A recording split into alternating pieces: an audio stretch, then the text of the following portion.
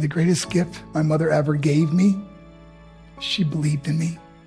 I have overdosed on drugs on 3 occasions where I should have been dead. But I believe I was kept here for a reason.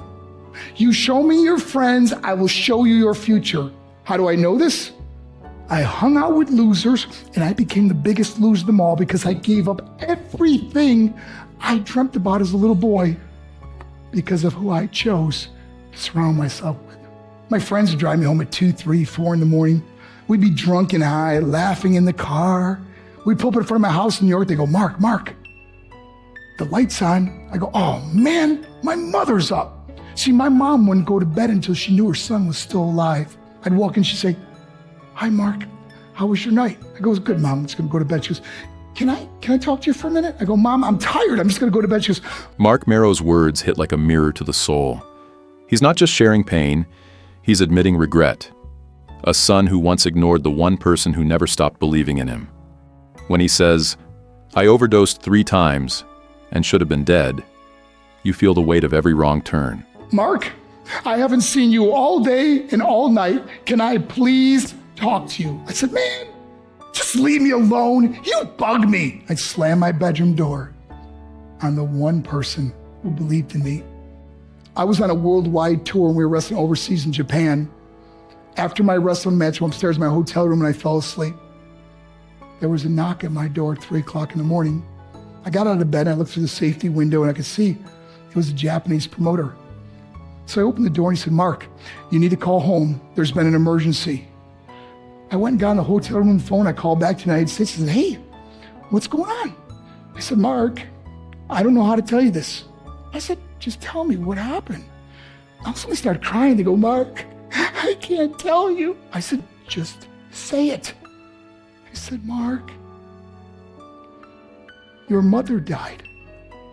Those words, your mother died, hit like a thunderbolt through the heart. In that moment, Mark isn't just a wrestler.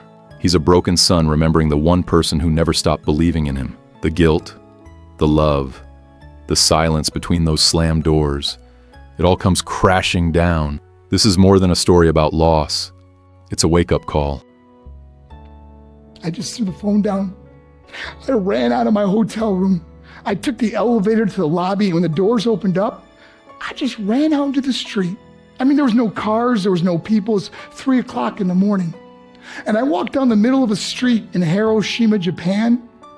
And I remember looking up and just saying, Mom, I am so sorry. I flew home for her funeral, and I was so nervous to walk up to her casket, so I just stood way in the back. And I kept looking from a distance. I kept thinking to myself, Mom, please wake up. Please get up. And then I finally got the nerve to walk up to her.